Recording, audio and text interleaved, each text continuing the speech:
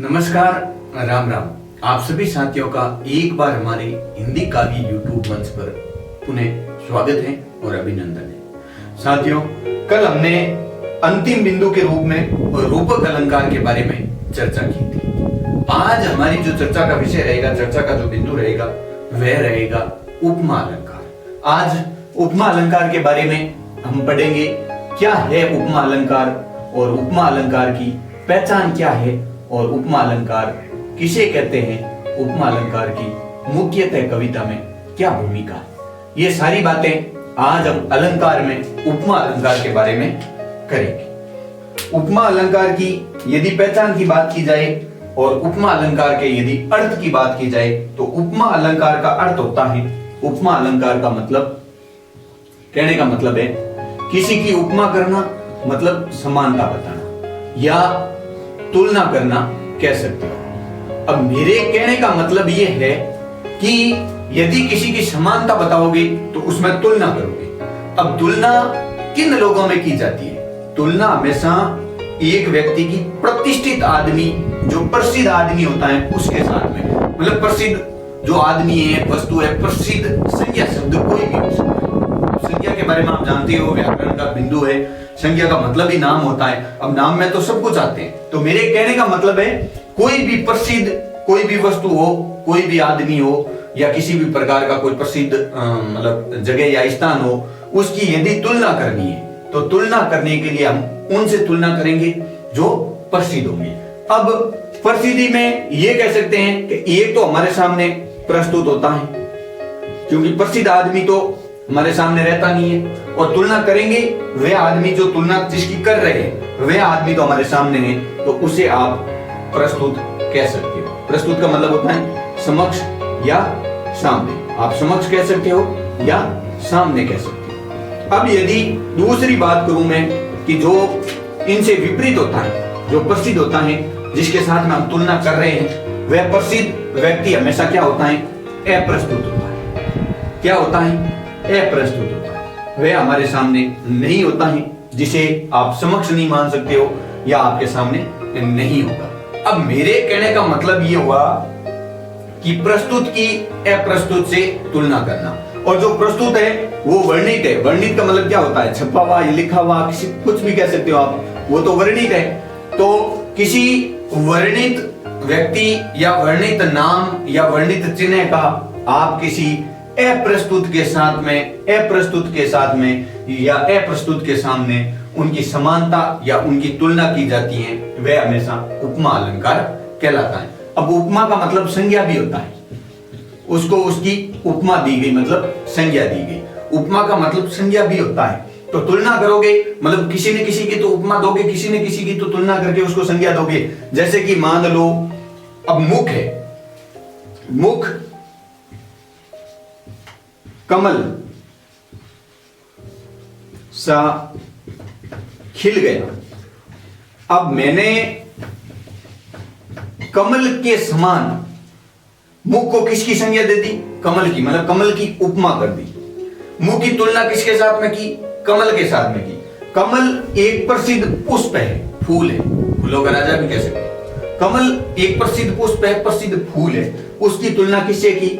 मुख से की। इसका मतलब मुख क्या है?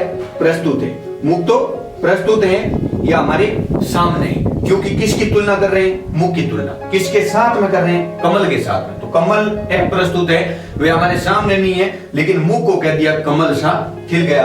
कमल के समान मुख क्या है? खिल गया। मतलब मुख को किसकी संज्ञा दी गई? मुख को संज्ञा दी गई कमल की। और उपमा संज्ञा देना, उपमा का मतलब तुलना, उपमा का मतलब समानता। ये सारी बातें एक ही इन्हीं के मतलब निहित अर्थ निकलते हैं, आप अर्थ के माध्यम से समझ सकते हो। यदि इनकी परिभाषा की बात की जाए तो परिभाषा भी वही बनती है। कहने का मतलब है किसी वर्णित या प्रस्तुत वस्तु की या किसी वर्णित या प्रस्तुत संज्ञा नाम की आप अप्रस्तुत से जब उपमा करते हो, जब उसे संज्ञा अप्रस्तुत की संज्ञा देते हो या उसकी तुलना करते हो या उसकी समानता बताते हो, वह कौन सा अलंकार होता है? उपमा अलंकार होता है। ये इनकी परिभाषा बनाना बिल्कुल आसान काम है। परिभाषा बनाने में बिल्कुल ही किसी प्रकार की कोई कठिनाई नहीं होती, कोई दुविधा नहीं होती है। लेकिन इनके जो मूल मर्म होता है, जो मुख्य रहस्य होता है, उनको समझना थोड़ा कठिन होता है। मेरे कहने का मतलब ये जो उपमा अलंकार है उसका कविता में किस प्रकार से प्रयोग किया जाता है। या कोई कविता दे दी, चौपाई दे दिया, कोई छंद दे दिया, छंद में से चौपाई छंद है या फिर दोहा छंद है या कोई गजल विदा है, आप इस प्रकार से मान लो गजल उर्दू का मतलब एक छंद है, तो आप इस प्रकार से मान लो या आपको मतलब कोई कविता के माध्यम से दे दिया जाए, उसमें कह दिया जाए इसमें कौन सा अलंकार है, नीत अलंकार, तो उसमें से आपको लग रहा है उपमा अलंकार है, तो उस उपमा अलंकार की पहचान किस प्रकार से कर पाओगे। यदि पहचान करनी आ गई तो सारी बातें समझ में आ गई। अब एक पहचान का माध्यम है तो उसको भी समझ लेते हैं किस प्रकार से पहचान करनी है। तो पहचान करने के लिए उपमा अलंकार के 4 अंग होते हैं। कितने अंग? 4 अंग दिए गए। कौन कौन से 4 अंग होते हैं? यदि बात की जाए तो पहला ही अंग है उपमा अलंकार का, वह उपमा अलंकार का पहला ही अंग है उपमेय। एक होता है उपमेय। क्या होता है उपमेय, इनके बारे में भी चर्चा करेंगे। और उपमेय के बाद में यदि बात की जाए तो 2 नंबर पे जो आता है वह आता है उपमान। 2 नंबर पे यदि बात की जाए तो वह आता है उपमान। उपमान के बाद में यदि बात की जाए तो आता है वाचक शब्द। वाचक शब्द, और वाचक शब्द के बाद में यदि बात की जाए 4 नंबर पे तो आता है साधारण धर्म। साधारण धर्म, ये मुख्यतः 4 अंग होते हैं उपमा अलंकार के।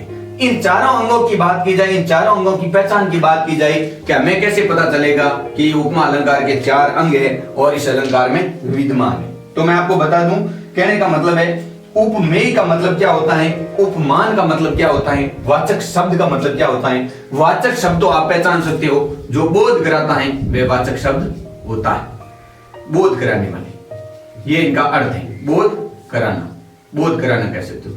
बोध कराना वाचक शब्द है। और साधारण धर्म, साधारण धर्म क्या होगा, जो प्रस्तुत और अप्रस्तुत वस्तु है, जो प्रस्तुत और अप्रस्तुत वस्तु है, उन दोनों में मतलब समान रूप से कोई क्रिया हो रही है।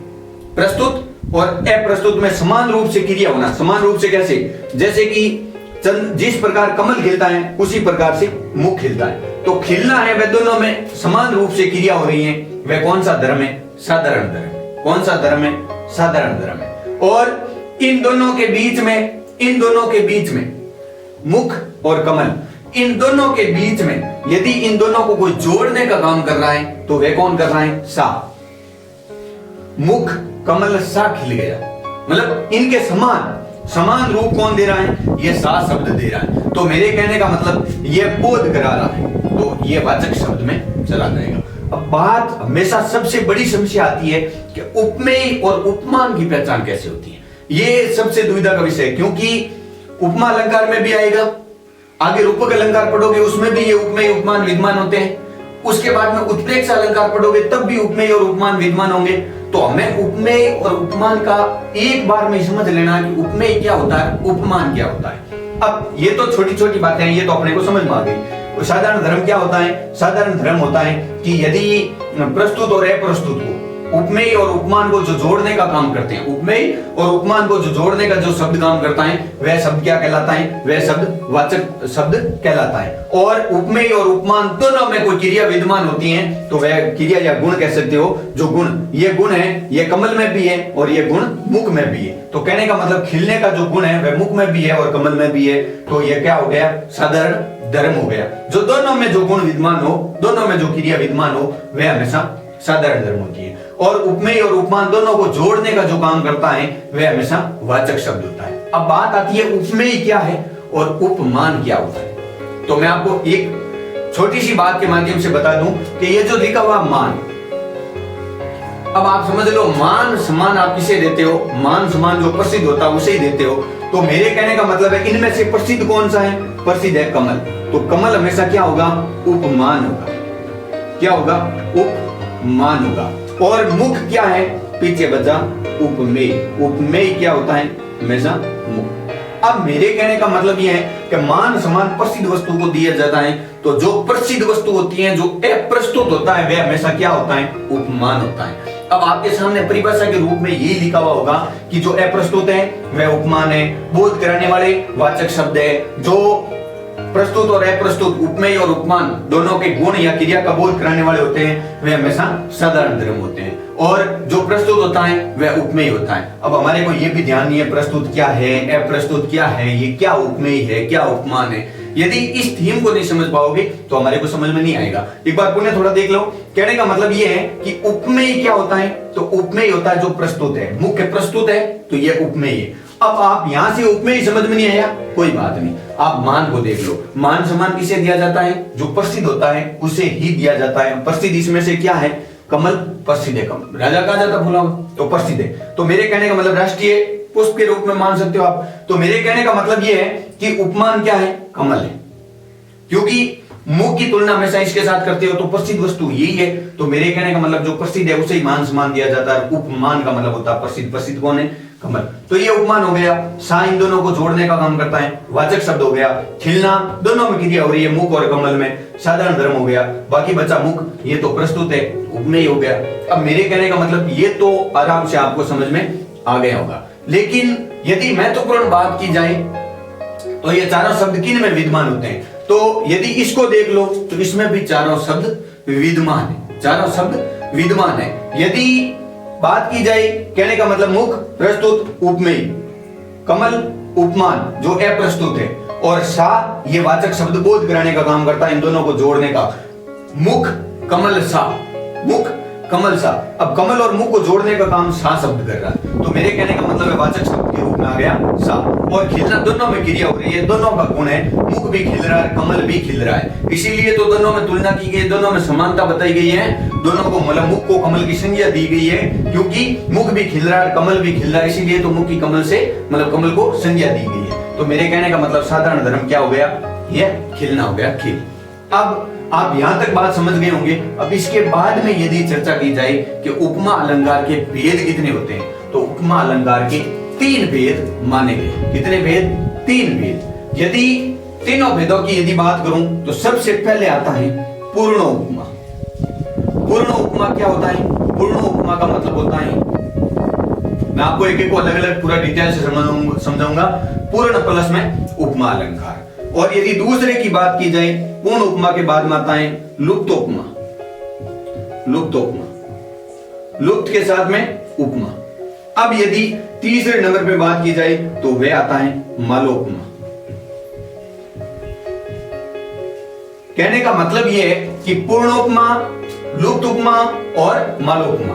अब मैं ये कह सकता हूं कि ये जो 3 भेद हैं, तीनों भेदों की पहचान हमें करनी होगी। पूर्ण उपमा किसे कहते हैं, यह पूर्ण उपमा का उदाहरण है। मेरे कहने का मतलब है वह उपमा अलंकार जिसमें चारों अंग विद्यमान, 4 उपमेय, उपमान, वाचक शब्द, साधारण धर्म, जिसमें चारों अंग विद्यमान हो। चारों अंग विद्यमान होने का मतलब है चारों अंग मौजूद होना, जिसमें ये चारों अंग दिए हुए। इसमें उपमेय दिया हुआ है, उपमान दिया हुआ है, सा वाचक शब्द दिया हुआ है, और खिलना साधारण धर्म दिया हुआ है। मतलब चारों अंग विद्यमान है। तो ये कौन सा अलंकार है, उपमा अलंकार। यहां तक बात खत्म नहीं होती है। ये उपमा अलंकार में कौन सा अलंकार है, तो पूर्ण उपमा अलंकार है। यहां तक तो बात पता चल गई, उपमा अलंकार तो है, लेकिन उपमा के भी भेद है, इसमें कौन सा उपमा है तब हमें पता होना चाहिए, यह पूर्ण उपमा अलंकार है। यदि बात की जाए लुप्त उपमा की, तो वही परिभाषा लगती है, बस केवल परिवर्तन किया तो केवल एक शब्द का, कि वह उपमा अलंकार जिसमें चारों अंगों में से कोई एक अंग या एक से अधिक अंग लुप्त हो। लुप्त का मतलब होता है गायब होना, जिसमें नहीं होना। कहने का मतलब इनमें से एक अंग भी यदि कम मिल जाए या एक से ज्यादा कम मिल जाए तो लुप्त का मतलब भी गायब होना, तो वह कौन सा अलंकार होगा, लुप्त उपमा अलंकार। लुप्त उपमा अलंकार, लुप्त का मतलब ही होता है गायब होना, तो वह अलंकार होगा लुप्त उपमा अलंकार। अब यदि बात की जाए मालोपमा किसे कहते हैं, तो यह सबसे महत्वपूर्ण माना जाता है। क्यों माना जाता है, क्योंकि इसमें तो सब के सब होंगे, तो वह कौन सा होगा, पूर्ण उपमा। इसमें चारों अंग विद्यमान होंगे, इसमें कोई न कोई एक अंग गायब होगा, कोई न कोई एक अंग छुपा हुआ होगा, वह कौन सा होगा, वह होगा लुप्त उपमा अलंकार। यदि मालोपमा की बात करें तो मालोपमा अलंकार किसे कहते हैं, मालोपमा का मतलब यह होता है कि ये आप एक शब्द के माध्यम से समझ सकते हो। कहने का मतलब है, माल का मतलब क्या होता है, माल हमेशा क्या होता है, माल जिसके पास में होता है मतलब ज्यादा ही होता है, इसीलिए तो उसको माल कहा गया है, मतलब ज्यादा होना। तो यदि प्रस्तुत वस्तु तो होगी एक, प्रस्तुत वस्तु कितनी होगी? एक। मेरे कहने का मतलब उपमेय होगा एक। अब मुख कमल सा या कमल चंद्र सा खिल गया। अब कमल के साथ में भी तुलना कर दी और चंद्र के साथ में भी तुलना कर दी। मेरे कहने का मतलब अप्रस्तुत प्रसिद्ध वस्तुएं तो लेंगे दो और या दो से ज्यादा, और अप्रस्तुत वस्तु कितनी होगी? एक। एक की तुलना अनेक से करना, एक की तुलना अनेक से करना। अब इसकी तुलना एक के साथ की जा रही है तब तो कोई बात नहीं, पूर्ण उपमा और लुप्त उपमा से एक है। यदि चारों हैं तो पूर्ण उपमा, यदि चारों विद्यमान नहीं है, चारों अंग विद्यमान नहीं है जिसमें उपमेय, उपमान, वाचक शब्द और साधारण धर्म नहीं है, तो वहां हमेशा लुप्त उपमा, क्योंकि एक कम है और चारों है तो पूर्ण उपमा। यदि इसकी तुलना चाहे चार हो चाहे नहीं हो, उनका कोई औचित्य नहीं है, इनसे कोई संबंध नहीं रखना है, इनमें से चाहे कम हो चाहे ज्यादा हो। लेकिन यह ध्यान रखना है कि यदि एक प्रस्तुत होगा, एक उपमेय होगा और उपमान की संख्या ज्यादा होगी, अप्रस्तुत ज्यादा होंगे, तो वहां हमेशा कौन सा होगा? मालोपमा अलंकार होगा। यह ध्यान रखना। बाकी किसी प्रकार की कोई दुविधा नहीं है। मैं इनके एक एक उदाहरण लेके आपको सारी ये बातें समझा देता हूं, एक एक उदाहरण के माध्यम से किस प्रकार से होता है। बाकी उपमा अलंकार की इतनी थीम है, बाकी उपमा अलंकार में किसी प्रकार की कोई दुविधा नहीं है। कहने का मतलब आप समझ सकते हो उपमा अलंकार को। कोई उदाहरण आए, उस उदाहरण के माध्यम से, जैसे ये एक ही उदाहरण ले लो, एक ही उदाहरण से समझ लो। जैसे कि मुख की इसके साथ में तुलना की जा रही है, इसमें उपमेय कौन सा, उपमान कौन सा, अलग अलग आपको छाट। आप पहली बात 11वीं और 12वीं को ये चीजें कोई नहीं देता है, केवल पूछता है कि उपमेय और उपमान में क्या अंतर है, स्पष्ट कीजिए। या पूछ लेगा कि कहने का मतलब है उपमा अलंकार किसे कहते हैं और उनके कितने अंग हैं। या पूछ लेगा उपमा अलंकार किसे कहते हैं और उनके कितने भेद हैं। या पूर्ण उपमा और लुप्त उपमा में अंतर स्पष्ट करो। या कोई उदाहरण दे देगा, उस उदाहरण में पूछ लेगा निहित उदाहरण में कौन सा अलंकार है, तब आप उपमा अलंकार ढूंढ लोगे, लेकिन इनमें से भी आपको ढूंढ के बताना पड़ेगा। बाकी ये कोई नहीं पूछेगा कि इसमें से उपमेय कौन सा है, उपमान कौन सा है, वाचक शब्द कौन सा है। ये बातें उपमा अलंकार में नहीं पूछी जाती हैं। ये जो कंपटीशन लेवल की तैयारी करते हैं उनके लिए ये बातें जरूरी होती हैं। बाकी आप लोगों को इन बातों का जरूर ध्यान रखना होगा। परिभाषाएं मैं नहीं लिखवा रहा हूं, फिर भी परिभाषाएं पूछी जाती हैं, लेकिन परिभाषाएं आप किताब के माध्यम से भी पढ़ सकते हो, लेकिन ये जो समझने वाली चीजें होती हैं वो समझानी जरूरी होती है। अब यहां तक बात आपको समझ में आ गई होगी। अब एक एक उदाहरण के माध्यम से इन सारी बातों का विवरण मैं आपके सामने रख देता हूं, ताकि ये एक बार पुनः वापस इसी हिसाब से चलता रहेगा। उपमा अलंकार के तीनों भेदों में से पहले ही भेद लेते हैं। सबसे पहले इनको विस्तृत पढ़ते हैं, वह है पूर्ण उपमा अलंकार। पूर्ण और उनके साथ में उपमा, तो पूर्ण उपमा कौन सी संधि हो गई? गुण संधि का रूप हो गया पूर्ण उपमा अलंकार। यह संधि का रूप है, हमें इनसे कोई मतलब नहीं है। हमारे कहने का मतलब हम अलंकार पढ़ रहे हैं तो चर्चा हमारी अलंकार की होगी। पूर्ण उपमा अलंकार को सबसे पहले पढ़ेंगे। क्या है पूर्ण उपमा अलंकार और इनकी भूमिका मैंने आपको बता दी, लेकिन मेरे कहने का मतलब है पूर्ण और उपमा दो अलग अलग शब्द हैं। पूर्ण के साथ में कौन सा शब्द जुड़ा हुआ है? उपमा शब्द। अब मैं आपको कह सकता हूं उपमा का मतलब आपको पता ही है संज्ञा, या उपमा का मतलब होता है तुलना करना या समानता बताना। अब पूर्ण रूप से, किस पूर्ण रूप से मतलब होता है? पूरे रूप से। पूरा कौन सा रूप? कि मैंने आपको उपमा अलंकार के कितने अंग बताए थे?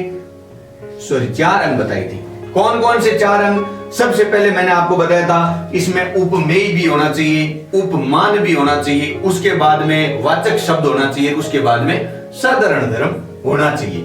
अब आप इस बात को अच्छी तरीके से समझ गए होंगे कि पूर्ण उपमा में, पूर्ण का मतलब होता पूरे रूप से, ये चारों अंग उपमा अलंकार के होने चाहिए। कैसे? एक उदाहरण के माध्यम से समझ लेते हैं कि वह उपमा अलंकार का वह भाग, वह अंश जिसमें उपमा अलंकार के चारों भाग विद्यमान हो। चारों भाग विद्यमान का मतलब होता है उसमें समाहित हो। वह कौन सा अलंकार होता है? पूर्ण उपमा अलंकार होता है। अब बात करें तो एक उदाहरण के माध्यम से समझते हैं। देखो, पीपर पात सरिस, पीपर पात सरिस मन डोला। पीपर पात सरिस मन डोला। यदि बात की जाए पीपर पात सरिस मन डोला, इस उदाहरण की बात की जाए तो मैं आपको इस उदाहरण के माध्यम से समझाऊं तो इसमें चारों अंग विद्यमान है। हमें कैसे पता चला चारों अंग विद्यमान है? तो मैं आपको बता दूं, मेरे कहने का मतलब है, मैंने पहले ही कहा था कि इसमें एक तो होना चाहिए उपमेय, एक होना चाहिए उपमेय, और उसके बाद में एक होना चाहिए उपमान, और उसके बाद में उपमान के बाद में एक होना चाहिए हमारे पास में वाचक शब्द, और एक होना चाहिए वाचक शब्द के बाद में एक होना चाहिए साधारण धर्म, वाचक शब्द के बाद में साधारण धर्म। ये जो चार अंग है साधारण धर्म, ये जो चार अंग है, ये चारों अंग जिसमें विद्यमान होते हैं वे पूर्ण उपमा अलंकार होता है। अब चारों अंग यदि इसमें, ये क्या है कहने का मतलब है, एक पंक्ति है कविता की, इस पंक्ति में यदि चारों अंग विद्यमान है तो मेरे कहने का मतलब इसमें कौन सा पूर्ण उपमा अलंकार होगा। कैसे? पीपर पात, पीपर पात का मतलब होता पीपल का पत्ता, सरिस का मतलब होता के समान, मन का मतलब होता मन, डोला का मतलब होता डोलना। अब किसके समान मन डोल रहा है? पीपल के पत्ते के समान। कौन डोल रहा है? मन डोल रहा है। तो मेरे कहने का मतलब है मन तो अपने पास में है, तो जिसका मान समान, अब मन की तुलना किससे हो रही है? पीपल के पत्ते से। तो प्रसिद्ध वस्तु कौन सी हो गई? पीपर पात, पीपल का पत्ता। अब मान समान किसे मिल रहा है? पीपर पात को। तो हमारे कहने का मतलब ये हो गया कि यहां कौन सा आएगा? पीपर पात। अब मैं कह सकता हूं उपमान, मान समान किसे मिल रहा है? पीपर पात, पीपल के पत्ते को, पीपर पात, पीपल के पत्ते को मान समान मिल रहा है। अब किसके साथ में तुलना हो रही है? तो मन के साथ में तुलना हो रही है। कहने का मतलब है मन की तुलना पीपल के पत्ते के साथ में की जा रही है। अब वाचक शब्द में क्या आएगा? डोला आएगा या सरिस आएगा? अब ये मैं तो कह सकता हूं सरिस आएगा, लेकिन आपको कैसे पता चलेगा कि सरिस आएगा? क्योंकि मैंने पहले ही आपको बताया था कि इनके और इनके बीच में जो संबंध बताने का काम कर रहा है, पीपर पात सरिस मन डोला, मतलब ये जो बीच में संबंध बताने का काम कर रहा है, जिसकी वजह से वाचक शब्द, वाचक शब्द का मतलब होता है बोध कराने वाला। मैं आपको इनकी पहचान बता देता हूं। मेरे कहने का मतलब है वाचक शब्द की पहचान क्या है। वाचक शब्द की यदि पहचान की बात की जाए तो मैं आपको पहचान लिखवा देता हूं। वाचक शब्द की पहचान, वाचक शब्द की पहचान, वाचक शब्द की पहचान क्या है? वाचक शब्द की पहचान, तो आप वाचक शब्द की पहचान लिख सकते हो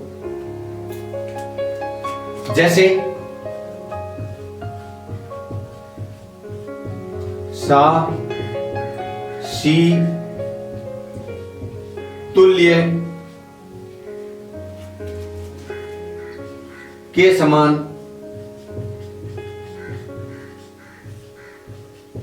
क्या? सरिस। यदि इनमें से कोई शब्द दिया हुआ हो तो वह हमेशा क्या होता है? वाचक शब्द। और वाचक शब्द में लगभग 100 में से 100% इन्हीं शब्दों में से होते हैं। या तो यहाँ पीपर पात जैसे मन डोला, या तो जैसे आएगा पीपर पात सा मन डोला, पीपर पात के समान, पीपर पात सी, स्त्रीलिंग के लिए सी शब्द का प्रयोग होगा। पीपर पात तुल्य, मतलब इनसे आपस में तुलना हो रही है। पीपर पात के समान, मतलब इनके समान, मतलब उनके समान बताया जा रहा है। सरिस, पीपर पात सरिस, इनके समान ही, सरिस का मतलब के समान होता है। ये सारे पर्याय शब्द है। तो मेरे कहने का मतलब है इनमें से कोई न कोई एक शब्द आपको मिल जाएगा। ये वाचक शब्दों के रूप में काम कर रहा है। तो ये सरिस है, ये सरिस है। सरिस वाचक शब्द में हो गया, मतलब बोध कराने वाला, ये बोध कराने वाले शब्द है। अब साधारण धर्म में क्या होता है? साधारण धर्म क्या होता है? तो ये बात मैं पहले भी बता चुका हूं। साधारण धर्म में वह होता है जो इसमें भी क्रिया कर रहा है, इसमें भी क्रिया कर रहा है। मेरा कहने का मतलब है दोनों में वे गुण विद्वान हो। पीपल के पत्ते भी डोलने का काम करते हैं, इधर उधर हिलते हैं हवा के सारे, और मन भी इधर उधर विचलित हो जाता है, कहने का मतलब डोलता है। तो दोनों में, ये दोनों का गुण है डोला। तो डोला इसमें क्या आएगा? साधारण धर्म। साधारण धर्म में क्या आएगा? डोला। अब आप समझ गए मेरे कहने का मतलब, ये 2, 3 और 4 चारों गुण विद्यमान है। तो इसका मतलब इसमें कौन सा अलंकार है? पूर्ण उपमा अलंकार। इस प्रकार से आप कोई भी पंक्ति कविता की आपको यदि दे दी जाए और उस पंक्ति में यदि पहचान करने के लिए कह दिया जाए तो पहचान करने में किसी प्रकार की कोई दिक्कत नहीं होनी चाहिए। इस प्रकार से आप पहचान कर सकते हो। बाकी आपको उपमेय, उपमान, वाचक शब्द, साधारण धर्म ये आपको ढूंढने की आवश्यकता नहीं है, और ये पूछते भी नहीं है। आपको ये पूछ सकता है इसमें अंतर क्या है, या पूछ सकता है कहने का मतलब है इसमें कौन सा अलंकार है, अलंकार के इनके भेद पूछ सकता है, या कोई 2 अलंकार को ले लेगा, उपमा अलंकार और रूपक अलंकार में, यमक अलंकार और सलेश अलंकार में अंतर स्पष्ट करो। इस प्रकार से कहने का मतलब है, या दोनों अलंकार किस प्रकार से इनकी पहचान है, या इन अलंकारों की परिभाषा क्या है। इस प्रकार से आपको किसी प्रकार से प्रश्न पूछे जा सकते हैं। बाकी अलंकार में मुख्यतः इनकी पहचान वगैरह ये नहीं पूछा जाता है। अलंकार की पहचान पूछ सकते हैं, कोई पंक्तियां देकर के उसमें से अलंकार निकालो। इनके बाद में पूर्ण उपमा अलंकार के बाद में आता है लुप्त उपमा अलंकार। एक उदाहरण और लुप्त उपमा अलंकार के बारे में भी जान लेते हैं, उनकी पहचान इनमें से कैसे कम होता है, किस प्रकार से होती है। लुप्त उपमा अलंकार, लुप्त उपमा अलंकार। यदि लुप्त उपमा अलंकार की बात करें तो लुप्त उपमा अलंकार में यह है कि दो शब्दों से मिलकर के बना है। एक है इसमें लुप्त तो दूसरा है उपमा। उपमा का मतलब तो वही होता है संज्ञा या तुलना करना या समानता बताना, लेकिन लुप्त का मतलब क्या होता है? लुप्त का मतलब होता है गायब, मतलब छुपाना। अब किसको छुपाना, किसको गायब करना, बात ये आती है लुप्त उपमा में, किसको गायब करना, किसको छुपाना है। तो वही बात है कि आपको जो चार अंग बताए गए, उन चारों अंगों में से कोई न कोई एक अंग क्या होगा? छुपा हुआ होगा, एक अंग उसमें से गायब होगा। जैसे कि एक उदाहरण के माध्यम से समझ लेते हैं। यदि उदाहरण की बात की जाए तो उदाहरण में मुख चंद्र जैसा जैसा है। अब पूछ लिया जाए आपको कि इसमें कौन सा अलंकार है, तब आपको सबसे पहले क्या ढूंढना होगा? इनमें वही रूप, उपमेय, उपमान और वाचक शब्द, और उसके बाद में साधारण।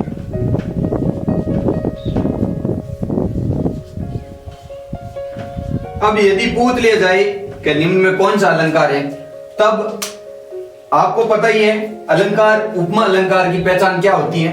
उपमा अलंकार की पहचान यही है, कहने का मतलब है एक उपमेय एक उपमान, एक प्रस्तुत एक अप्रस्तुत। उपमेय और उपमान का मतलब प्रस्तुत और अप्रस्तुत, और उसमें क्या होती है? आपस में तुलना बतानी होती है, आपस में समानता बतानी होती है, उसमें तुलना करनी होती है। वह कौन सा अलंकार होता है? उपमा अलंकार। अब मुख की तुलना किससे हो रही है? चंद्रमा से। मुख की तुलना चंद्रमा से हो रही है, लेकिन मुख की सुंदरता का बखान नहीं किया गया, चंद्रमा की सुंदरता का बखान भी नहीं किया गया। बस मुख चंद्र जैसा है। अब जैसे में कैसा भी हो सकता है, मतलब चंद्र टेढ़ा है तो मुख भी टेढ़ा हो सकता है। अब इसमें यह बात नहीं बताई है। कहने का मतलब इनकी जगह यदि एक शब्द और जुड़ जाता, सुंदर जुड़ जाता या आप टेढ़ा जुड़ जाता, आप कुछ भी ले लो अपने हिसाब से। मेरे कहने का मतलब यह है कि इनके प्रसिद्धि के रूप में, इनकी सुंदरता के रूप में कोई भी दूसरा शब्द यदि जुड़ जाता तो वह क्या हो जाता?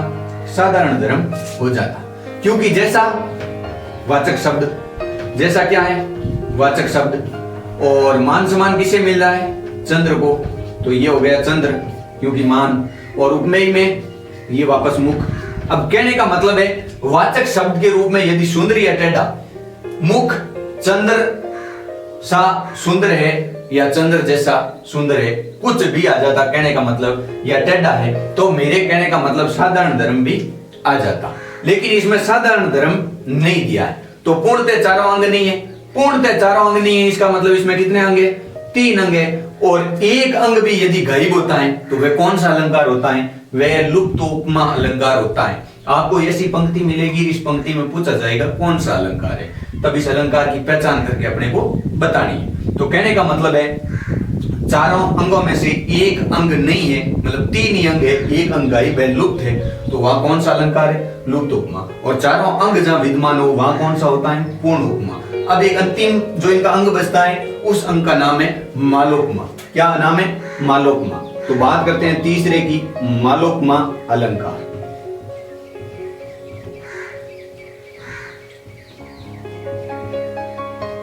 मालोपमा अलंकार। अब मालोपमा अलंकार की पहचान क्या है? कहने का मतलब है माल के साथ में उपमा शब्द जुड़ा हुआ है। उपमा का मतलब वही संज्ञा और माल का मतलब होता है ज्यादा। ज्यादा कौन? अब ज्यादा आपको बता दिया गया है कि उपमेय एक होगा और उपमान ज्यादा होंगे। कहने का मतलब प्रसिद्ध वस्तुएं ज्यादा। मुख, यदि उदाहरण की बात कर ले इनके, तो इनका भी एक उदाहरण ले लेते हैं, इनके भी एक उदाहरण के माध्यम से समझ लेते हैं। मुख चंद्र फूल सा खिला है। अब यदि यह उदाहरण आ गया तो ये मुक्त तो प्रस्तुत है, ये क्या है उपमेय, ये क्या उपमान, ये क्या उपमान, और ये क्या वाचक शब्द, और ये क्या है साधारण धर्म। अब आप यदि साधारण धर्म, वाचक शब्द इनको यदि छोड़ भी दो, इनका कोई मतलब नहीं है। क्यों मतलब नहीं है? क्योंकि अपने को केवल इतना ही देखना है, इतने में पता चल जाता प्रसिद्ध वस्तुएं कितनी दी हुई है, 2, और प्रसिद्ध वस्तुएं जिसमें एक से ज्यादा दी हुई हो वहां क्या होता है मालोपमा अलंकार। मेरे कहने का मतलब है प्रस्तुत उपमेय एक होगा और अप्रस्तुत उपमान एक से ज्यादा होगा, वहां कौन सा अलंकार होगा? वहां होगा मालोपमा अलंकार। अब आप उपमा अलंकार की इस थीम को, इस बात को अच्छी तरीके से समझ गए होंगे। बाकी अनेकों उदाहरण हैं, आप आराम से पढ़ सकते हो, किसी प्रकार की कोई दिक्कत नहीं है। मेरे कहने का मतलब उपमा अलंकार अपने को समझ में आना चाहिए, और उपमा अलंकार की एक अच्छी थीम आपके सामने रख दी। अब आगे जो अलंकार लेकर के आएंगे वह अलंकार होगा रूपक अलंकार। तब तक के लिए बने रहे। थैंक यू, धन्यवाद, राम राम।